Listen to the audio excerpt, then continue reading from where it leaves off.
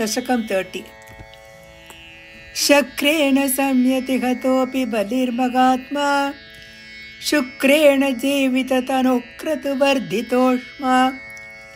विक्रान्तिमान् भयनिलीन सुरां त्रिलोकीं चक्रे वशे स तव चक्रमुखादभीतः पुत्रार्तिदर्शनवशात् अतिथिर्विषण्णा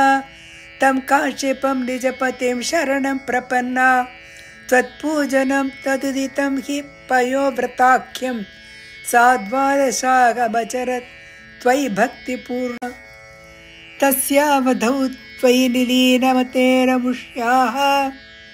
श्यामश्चतुर्भुजवपुः स्वयमाविरासीः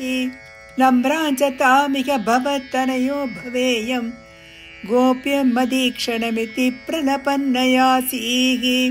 त्वं काश्यपे तपसि सन्निधत्तदानीं प्राप्तोऽसि गर्भमदितेः प्रणुतो विधात्रा प्रासूत च प्रकटवैष्णवदिव्यरूपं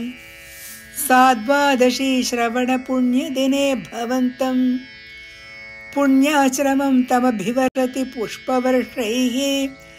हर्षाकुले सुरगणे कृततूर्यघोषे बद्ध्वाञ्जलिं जय जयेति नुतः पितृभ्यां त्वं तत्क्षणे पटुतमं वटुरूपमादाः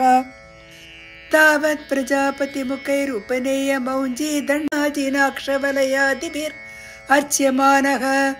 देवीप्यमानवपुरीश कृताग्निकार्यः त्वं प्रास्थिता बलिगृहं प्रकृताश्वमेधम् गात्रेण भावि महिमोचित गौरवं प्राक् व्यावृण्वत्येव धरणीं चलयन्नयासीः छत्रं परोष्मतिरणार्थम् इवा ददानः दण्डं च दानवजनेषु सन्निधातुं तां नर्मदोत्तरतटे हयमेधशालाम् आसेदुषि त्वैरुचातवरुद्धनेत्रैः भास्वान् किमेष दगनोऽनु सनत्कुमारः योगीनुकोऽयमिति शुक्रमुखैः शशङ्के आनीतमाशु भृगभिर्मगताभिभूतैः त्वां रम्यरूपमतः पुलकावृताङ्गः भक्त्या समेत्य सुकृति परिनिज्य पादौ तत्तोऽयमन्वदृत मूर्धनि तीर्थतीर्थम् प्रह्लादवंशजतया क्रतुभिर्द्विजेषु विश्वासतोऽनु तदिदं दितिजोऽपि लेभे यत्ते पदाम्बुगिरिशस्य शिरोभिलाल्यं